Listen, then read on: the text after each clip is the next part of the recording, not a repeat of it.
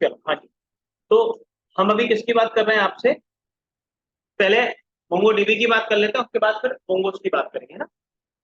तो देखो, मैंने अभी आपको बताया मोंगोडीबी क्या है, नो एसक्यूएल डेटाबेस है, नॉट ओनली एसक्यूएल। उसके अंदर आप लोगों को क्या करना रहेगा, सबसे पहले तो मोंगोडीबी में दो ऑप्शन है, या तो कंपास डाउनलोड करके इंस्टॉल करो फॉर लोकल मशीन जिसका हम यूज नहीं कर रहे हैं, क्योंकि वो एक ही मशीन पे डिपेंडेंट हो जाती है। दूसरा ऑप्शन होता है एटलस। तो गूगल मोंगोडीबी पे जाओ, तो वहां पर आपको रजिस्टर करना होगा, अपना फिक्स आईडी पासवर्ड डाल दो जो भी डालना है, अदरवाइज गूगल के थ्रू, यानी कि जीमेल आईडी से आप सिंपली रजिस्टर कर, जिससे भी करना है। तो मेरा ऑलरेडी अकाउंट बना हुआ है, तो मैं सीधे सीधे लॉगिन कर गया।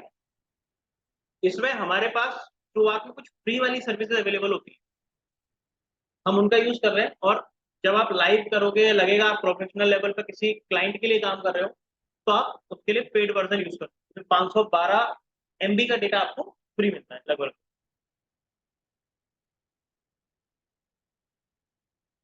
इसमें एक हमें सबसे पहले क्या बनाना पड़ेगा, क्लस्टर।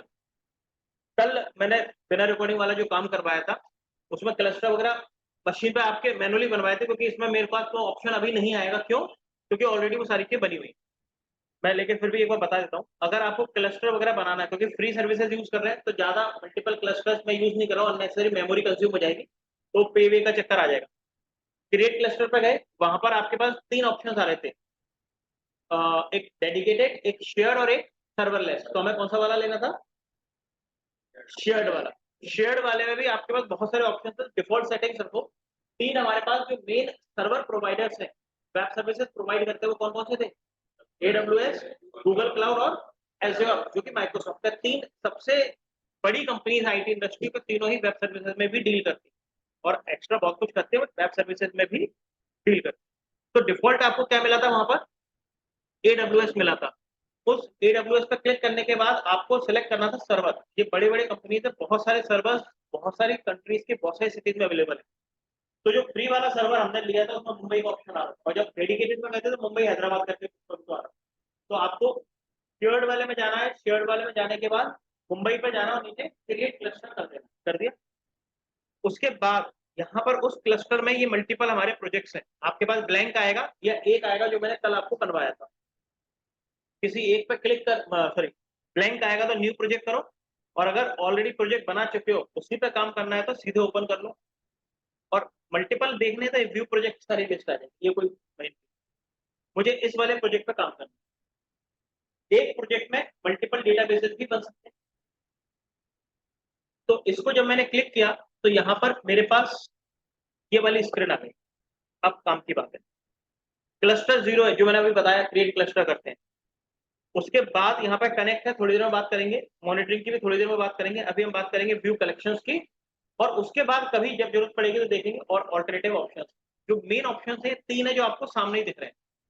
उसमें भी अभी हमने किसकी बात करी, ब्राउज कलेक्शंस। कलेक्शंस मतलब टेबल, एक तरीके से अगर हम दूसरे टाइप के डेटाबेस में देखें, तो यहाँ पर अभी मेरे जो भी मैं प्रोजेक्ट बना रहा हूँ पुराना, उसमें एक्सपेंस ऐप और RDG लॉगिन DB करके कुछ तो अभी तो डेटाबेसेस बने हुए हैं। तो कैसे बनाते हैं, क्रिएट डेटाबेस पर क्लिक करो और डेटाबेस का नाम दे दो, और एक कोई भी डिफॉल्ट कलेक्शन दे दो जो भी आपको देना है। एक डेटाबेस में, एक प्रोजेक्ट में मल्टीपल डेटाबेस हो सकते हैं, जैसे हमने स्टूडेंट की बात करी, तो जो स्टूडेंट हमारा प्रोजेक्ट था, उसके अंदर बहुत सारे डेटाबेसेस हो सकते हैं। जैसे फीस मैनेजमेंट एक अपने आप में छोटा सा प्रोजेक्ट है, library management, students assignment management, और बहुत सारी चीजें जो कि क्या है, छोटे छोटे प्रोजेक्ट्स। मैं एक ही डेटाबेस में सारी टेबल्स भी रख सकता हूँ, बट वो कॉम्प्लेक्स हो जाएगा। और उन सबके लिए अलग अलग डेटाबेसेस बना लेंगे, और हर डेटाबेस में चार चार पांच पांच छह छह जैसे भी रिक्वायरमेंट है, उन टेबल्स को रखें। जब हम स्टूडेंट मैनेज कर रहे हैं, या लाइब्रेरी मैनेज कर रहे हैं, या उसकी फीस मैनेज कर रहे हैं, उसके असाइनमेंट्स मैनेज कर रहे हैं, इन सब में भी दो दो तीन तीन चार चार टेबल्स, यानी कि कलेक्शंस बनेंगे। ठीक, अगर हम एक ही डेटाबेस में सारी टेबल रख देते हैं, जो नॉर्मली हम पहले करते थे, बहुत कॉम्प्लेक्स हो जाता है। अब बहुत यूजफुल चीज मैं आपको बता रहा हूँ, ये अगर आपने समझ लिया तो बहुत अच्छा रहेगा। क्या बोलते हो, एक ऐड आता था ना, लाइव जिंगल आ रहा है, ठीक है, गजब की चीज है बे। अभी से तो मैं रन करने लगा कॉलेज का, बिना जाए। ठीक है, चलो क्या, तो मुद्दे की बात क्या है, ठीक है, कोई दिक्कत नहीं। हाँ जी, एक होती है हमारे पास मोनोलिथिक सर्विसेज, एक होती है माइक्रो सर्विस। ये दो बहुत काम के वर्ड। पहले जो होता था मोनोलिथिक आर्किटेक्चर्स के ऊपर हमारा काम होता था। मोनोलिथिक आर्किटेक्चर मतलब एक जगह पे ही पूरा का पूरा प्रोजेक्ट बना रहेगा, कितना भी बड़ा हो। लेकिन इसके कुछ बेनिफिट्स भी थे। हर चीज में बेनिफिट और ड्रॉबैक दोनों होते हैं, ठीक है। पढ़ने के अपने बेनिफिट है, ना पढ़ने के अपने बेनिफिट। तो बेनिफिट्स हर जगह मिलेंगे। उसी टाइप के मोनोलिथिक आर्किटेक्चर के अपने बेनिफिट्स और माइक्रो सर्विसेज के अपने बेनिफिट। अगर छोटा प्रोजेक्ट है तो आप मोनोलिथिक आर्किटेक्चर को फॉलो करो, और अगर आपका बड़ा प्रोजेक्ट है तो आप माइक्रो सर्विसेज का यूज। तो हमारा प्रोजेक्ट तो अभी से छोटा ही होगा, हम उस लेवल तक जा ही नहीं पाएंगे अभी, तो हम इसको फॉलो करेंगे। बट हमें पता होना चाहिए कि दो वर्ड्स होते हैं। आज की डेट में पहले 50-60 या 100% काम इसी पे होता था। धीरे कम कम होते होते होते होते जितने भी बड़ी कंपनी थी उन सबने इसको ड्रॉप कर दिया, और इस तरफ धीरे धीरे स्विच हो रही। जितने भी बड़ी कंपनीज के आपने नाम सुने हैं, जिनके आप प्रोडक्ट्स यूज करते हो, आज की डेट में उनमें से 80-90% कंपनीज माइक्रो सर्विसेज को यूज करते हैं। और जितने भी छोटे प्रोजेक्ट्स होंगे वो आपके इनको यूज कर रहे हो, ठीक है। इसमें क्या होता है, सारा का सारा डेटा एक ही सर्वर पर एक ही जगह पर रखा होगा। ज्यादा से ज्यादा डिफरेंस कहाँ आ जाएगा, even back and front end भी एक ही जगह रख देते हैं। और ज्यादा से ज्यादा डिफरेंस कहाँ आ जाएगा, बैक एंड एक अलग सर्वर पर रख देंगे, फ्रंट एंड एक अलग सर्वर पर रख देंगे। जिससे कि अगर कभी कोई हैक चीज होती भी है, मतलब कहने का मतलब ये कि पूरा डेटा एक साथ लॉस ना हो। पुराने टाइम पे घरों में भी जब पैसे रखते थे कैसे रखते थे, एक ही जगह रखते थे। या आज भी घूमने फिरने जाते हो तो सारे पैसे एक संग में रखते, एक जगह रखे जाते हो, तो अलग अलग रखते हो ना, सेफ साइड। कि भाई अगर कोई प्रॉब्लम हो जाए, बैग में रखोगे, यहाँ रखोगे, वहां रखोगे, ऐसे कुछ करते हो। तो सेम सिनेरियो यहाँ पर है। अगर कभी मान लो आपका फेसबुक है, एक ही जगह रखा, कोई बहुत अच्छा हैकर हुआ, सारी चीजें उसको सीख गया हैकिंग वैकिंग करना, तो पूरी वेबसाइट ही हैक हो जाएगी, कुछ भी नहीं बचेगा। और अगर यही चीजें 50 जगह होंगी, कितना भी एक बड़ा एक्सपर्ट हो, एक दो तीन की हैक करेगा ना, तो कम से कम पूरी चीजें हैक। पहले तो फेसबुक वगैरह जैसी चीजें हैक करने ही भूल जाओ, बहुत ज्यादा सिक्योर्ड है। हैकिंग छोटी मोटी वेबसाइट्स की हो पाती है, बड़ी बड़ी वेबसाइट आज की डेट में हैक नहीं होती। वो उसके लिए पूरे एक अलग सिलेबस होता है, कंसेप्ट होते हैं कि हम सिक्योर्ड वेबसाइट्स कैसे बनाए। अभी तो हम वेबसाइट बना रहे हैं, फिर हमें सिक्योर्ड वेबसाइट बनानी है, और फिर हमें ऑप्टिमाइज वेबसाइट बनानी है। ऑप्टिमाइज मतलब क्विकली काम करें, काम तो कर रही है, क्विक करें, क्लिक करो और आ जाओ। आप कॉलेजेस की वेबसाइट खोलना, अभी क्लिक करो, 2-4-5 सेकंड बाद खुलती है, जबकि 1000-2000 यूजर होते हैं। आप आरजीबी की वेबसाइट पे चले जाओ, जिस दिन रिजल्ट आए उस दिन वेबसाइट चलती नहीं है। चलती है मतलब 15-15 मिनट, आधे आधे घंटे लेट आ रही है, बार बार रिक्वेस्ट भेजो तब आ रहा है। क्यों? क्योंकि पूरा का पूरा डेटा एक ही जगह पड़ा हुआ है, तो वो ट्रैफिक हैंडल नहीं करता। गूगल ऑल ओवर वर्ल्ड में जितना रिजल्ट वाले दिन, पूरे दिन में आरजीबी पे ट्रैफिक होता है, उतना गूगल के ऊपर हर मिनट 24 घंटे रहता है। क्योंकि जब यहाँ रात होती है, लोग सो रहे होते हैं, दूसरी जगह कोई ना कोई गूगल यूज कर रहा होता है, तो भी वो कभी स्लो नहीं होती। यूट्यूब स्ट्रीमिंग भी हो रही है वहां पर, गूगल से भी हैवी सर्वर चाहिए उसके लिए। आज तक कभी देखा है आपने, अगर इंटरनेट अच्छा है तो वो हैंग हो। एक आधा पेपर में जरूर आया था, 53 सेकंड के लिए होगा, उसके लिए भी बिग न्यूज बन गई। और आरजीबी की वेबसाइट घंटों बंद पड़ी रहती है उसकी, ठीक है। तो क्योंकि उसका आरजीबी है कितनी सी, एमपी के अंदर भी 25-50 कॉलेजेस के 1000-1000 2-2000 बच्चों के लिए, टोटल 1 लाख भी नहीं थे, 2 लाख 5 लाख हुए। और वहां पर एक सिटी में लाखों यूजर बैठे हैं, हर दूसरा बंदा यूट्यूब यूज करता है, और ग्वालियर की पॉपुलेशन भी लगभग 15-20 लाख है, डिवाइड बाय 2 कर लो। तो ये मेन, तो उस समय क्या करते हैं, अपना पूरा का पूरा सिस्टम माइक्रो सर्विसेज पे लेके जाना, हर चीज के को अलग अलग सर्वर्स पर रख दिया, और वहां से उसको फैच करते हैं। इसको बोलते हैं माइक्रो।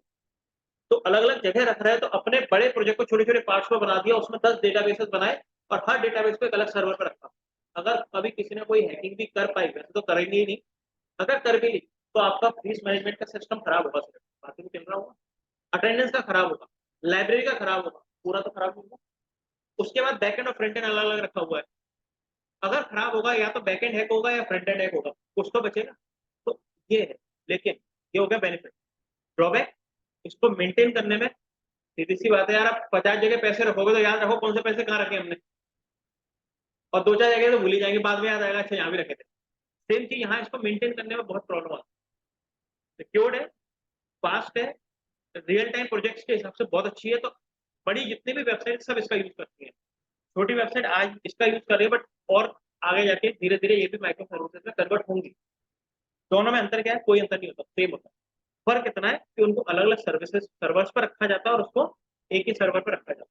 मेंटेन करने के लिए एक प्रोसेस होती है, वो हमारा पार्ट नहीं।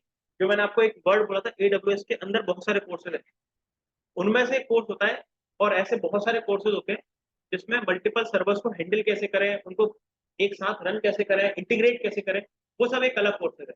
वो हमारे कोर्स का पार्ट है। हमें तो डेवलपमेंट करना है, चाहे मोनोलिथिक पे करवाए, माइक्रो सर्विसेज पे करा, हमें तो लॉगिन पेज बनाना है, हमें लॉगिन रजिस्ट्रेशन पेज बनाना है। अब उसको तुम अलग अलग रखो या एक संग में रखो, वो हमें मतलब नहीं है। हमसे पेज बनवा लो और हम तुम्हें दे देंगे।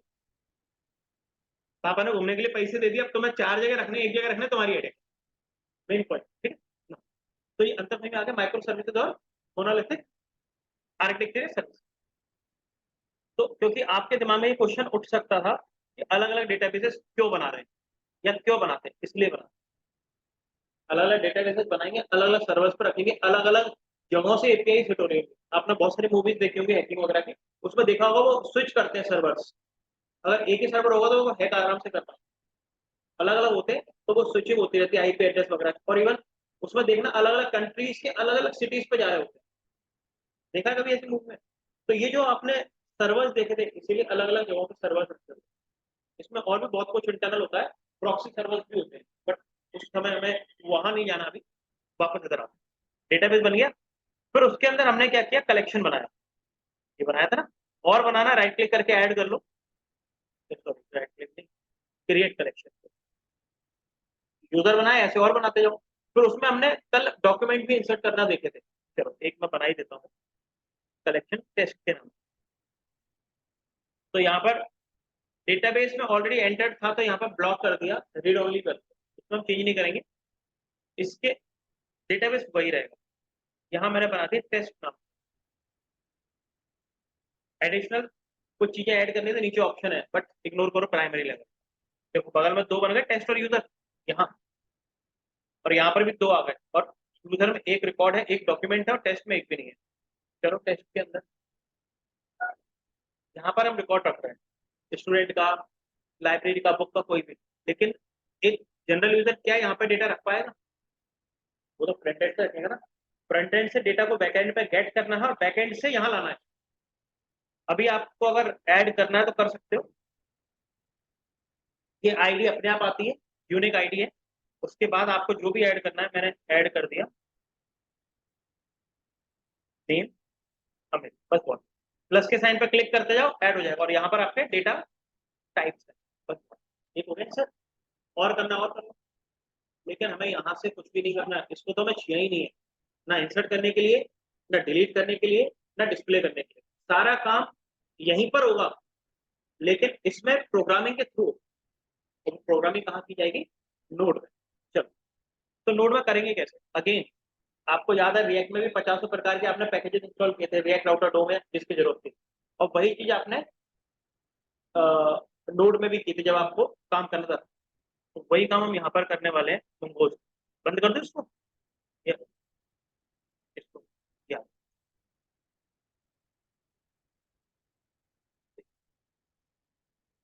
चलो बाद में खोलेंगे।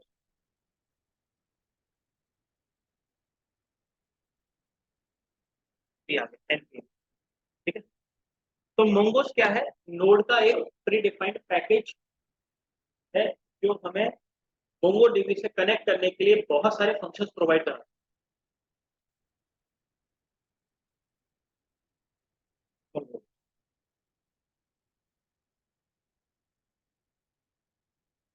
क्या? तो इंस्टॉल वही npm आई और मोंगो। देखो वीकली डाउनलोड वगैरह अगर आप देखो तो 17,39,000, मोटा मोटा 17.5 लाख लोगों ने अपनी मशीन पर एक वीक में डाउनलोड किया है, ठीक है, 7 दिन के अंदर। तो हिसाब लगा लो कि पर डे कितने लोग यूज कर रहे होंगे। वर्जन कौन सा है? एमआईटी ने इसको बनाया हुआ है, वर्जन 7.4। ये मैंने समझाया था वर्जन कैसे क्या रीड करते हैं। उसमें टोटल फाइल्स इतनी है, इश्यूज इतने हैं, पुल रिक्वेस्ट इतनी है, ये जो भी है उसका पूरा का पूरा स्ट्रक्चर है। अभी हम सीखेंगे कोडिंग एक। फिर ये उसकी दूसरी वेबसाइट है, वो तो एनपीएम है सिर्फ इंस्टॉलेशन के लिए। ये हमारी पूरी की पूरी डॉक्यूमेंटेशन काम कैसे करेंगे।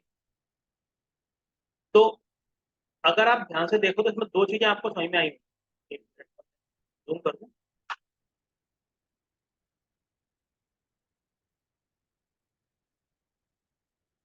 कर्सर कहाँ गया है?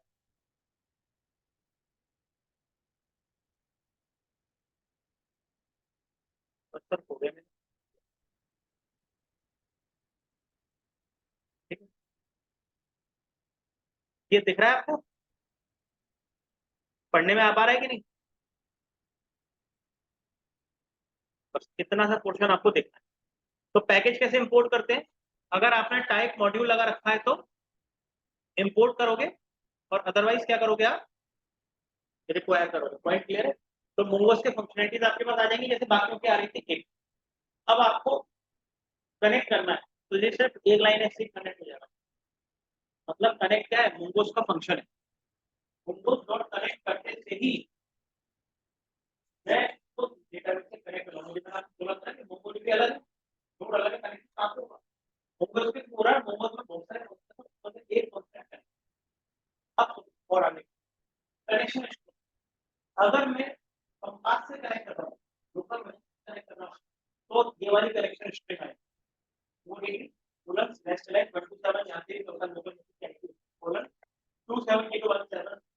ये कोड नंबर होता है जैसे चलाते हैं 2000 3000 के ऊपर, सेकंड 8000 का, 100 3000 का, वो डिग्री का होता है। और फिर उसके डिटेल्स का, लेकिन क्योंकि हम क्लाउड पे चला रहे हैं, एड्रेस पे चला रहे हैं, तो उसकी कनेक्शन स्ट्रिंग बदल जाएगी। फंक्शन का मतलब ये नहीं, सिर्फ डबल कोड का जो अंदर का मटेरियल है वो चेंज हो जाएगा। Point clear. लेकिन मैंने आपको बोला कि वहां पर हम मॉडल तो यूआई पर क्लिक कर करके बना रहे थे। नोड्स का मॉडल कैसे, मतलब कलेक्शंस कैसे बने, डेटाबेस में उसको कलेक्शन बोलेंगे। अब प्रोग्रामिंग में जब हम काम करेंगे उसको हम मॉडल बोलेंगे। एक वर्ड याद करो, MVC, model view controller, word use हुआ था। जब हम कोई प्रोजेक्ट बनाते हैं तो एक आर्किटेक्चर फॉलो करते हैं, और 90% सिनेरियोज में हम एमवीसी आर्किटेक्चर को फॉलो करते हैं। जैको में एमवीसी बोलते हैं, मॉडल व्यू टेम्पलेट, बट यहाँ पर MVC, model view control. Controller का मतलब लॉजिक, जैसे वहां कंपोनेंट वगैरह होते थे वैसे। तो कंट्रोलर्स का मतलब जो भी लॉजिक है वो आप कहाँ लिखोगे, कंट्रोलर्स में लिखोगे। जो भी कलेक्शन बनाना है आपको, कलेक्शन मॉडल, दोनों वर्ड याद रखना। कलेक्शन मतलब डेटाबेस में जहाँ डेटा रखे जाएंगे, और जो डेटा रखा जाएगा उसको डॉक्यूमेंट बोलेंगे। यहाँ पर हम उसको मॉडल बोलेंगे। तो जो मॉडल बनाया जाएगा उस मॉडल से ही हमारा कनेक्शन कलेक्शन अपने आप डेटाबेस में बनेगा। तो ये जो लाइन दिख रही है आपको, मोंगोज डॉट मॉडल, मोंगोज एक मॉडल बना रहा है, एक मॉडल बनाएगा कहाँ, अभी के लिए MongoDB colon slash slash 127.0.0.1 colon 27017 slash test. Local machine के मोंगोडीबी नाम के डेटाबेस के अंदर, सॉफ्टवेयर के अंदर, टेस्ट नाम के डेटाबेस के अंदर एक कैट नाम का कलेक्शन बना है। पॉइंट क्लियर है। दो दो तीन तीन बार सुनना है, जिसके अंदर वो सिर्फ एक फील्ड रखेगा, नेम, वो भी स्ट्रिंग होगी, और आईडी अपने आप आएगी। उस आईडी की मैं बात कर, वो अपने आप आएगी। पॉइंट क्लियर हुआ। हमने क्या किया, सिर्फ इस एक लाइन से, या ये कहें कि पहले ऊपर वाली लाइन, कनेक्ट वाली लाइन से नोड के थ्रू मोंगोडीबी को का कंट्रोल हमने ले लिया। अब यहाँ से, कहां से, नोड से, नोड की प्रोग्रामिंग क्या उस पूरे मोंगोडीबी को हैंडल करेंगे। ठीक। अभी उस हैंडल करने में हमने क्या सीखा, एक लाइन से, अगेन एक ही लाइन से हमने एक चीज सीखी कि हम उस मोंगोडीबी के अंदर नोड से डेटाबेस कैसे बनाए, इस एक लाइन से बनाए। ठीक है, क्लियर है बात। अब आपके ऊपर है कि आपको कितनी फील्ड्स बढ़ानी है, वो अंदर आप फील्ड लिखते जाओगे ऑब्जेक्ट में कॉमा लगा लगा। अभी हम करेंगे कहाँ पे लगा लगा के, यहाँ पर। पॉइंट क्लियर है कि इंसर्ट करना है, फिर तीसरा काम ऊपर वाली लाइन, हाँ ये वाली लाइन। न्यू कैट, हमने एक मॉडल बना लिया। मॉडल मतलब एक कलेक्शन बना दिया, उस कलेक्शन के अंदर न्यू कैट मतलब न्यू रिकॉर्ड की बात हो रही है। कैट नाम के मॉडल का एक रिकॉर्ड इंसर्ट कर दो, डॉक्यूमेंट इंसर्ट कर दो। ऊपर हमने कलेक्शन बनाया जब हमने मोंगोडॉट मॉडल से काम, और उसके जस्ट नीचे न्यू कैट हम डॉक्यूमेंट ऐड कर रहे हैं। कौन सा?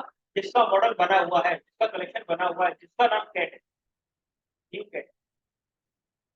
मैं इंसर्ट कर दो, जो भी लिखा है, क्या लिखा है? चलो जो भी लिखा है, तो वो इंसर्ट हो गया। और उसका रेफरेंस मेरे पास कहाँ आ गया? किसी नाम की वेरिएबल का। और यहाँ मैंने क्या दिया? pd dot save. बस इतना देखो, आगे देन मैंने अभी इग्नोर करो, उसको मत देखो, सिर्फ इतना देखो, pd डॉट सेव, और हमारा रिकॉर्ड सेव हो। देखो 4 लाइन से, इस 4 लाइन के कोड से क्या हुआ? नोड से मोंगोडीबी के अंदर आपने सेव कर, डेटाबेस में सेव हो गया मेरा काम। प्रैक्टिकली करें, पॉइंट क्लियर है कि नहीं?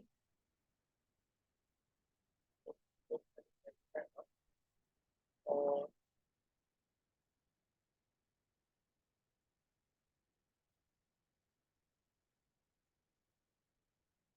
लेकिन अगेन अभी तो बहुत छोटा सा काम था, एक ही प्रोग्राम में सब कर दिया, बट आगे जाके बहुत सारा कोड पड़ेगा, तो इन सबके लिए हम क्या बनाएंगे? अलग अलग प्रोग्राम बनाएंगे।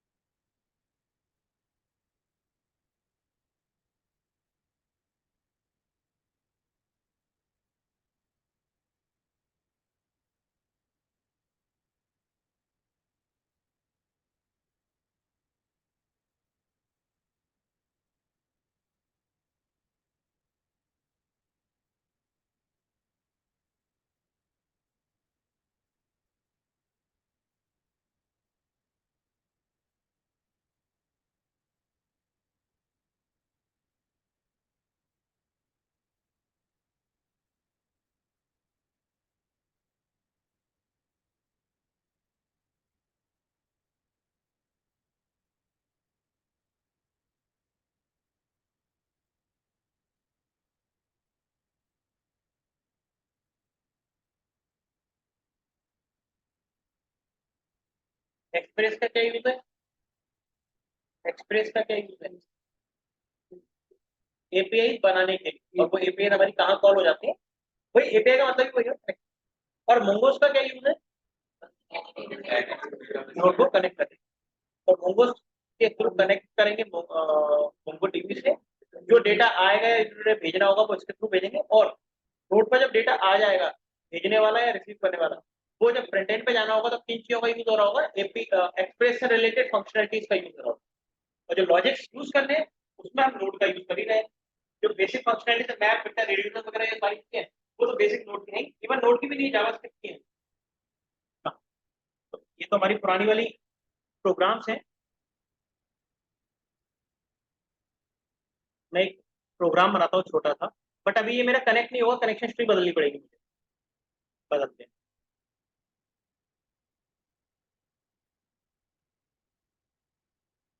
एट कर दूँ? एट, सारे अपडेट अभी दे ले।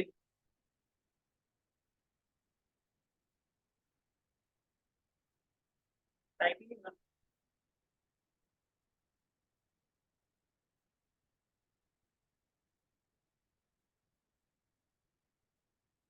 हाँ, तो भैया कितनी बार इनपुट करेगा? चलो मैं रिकॉर्डिंग बंद कर रहा हूँ, जरा सा काम है, बिना रिकॉर्डिंग के भी हो जाएगा। ये सारा सब कुछ रिकॉर्डिंग में आया तो कुछ ठीक नहीं रहता।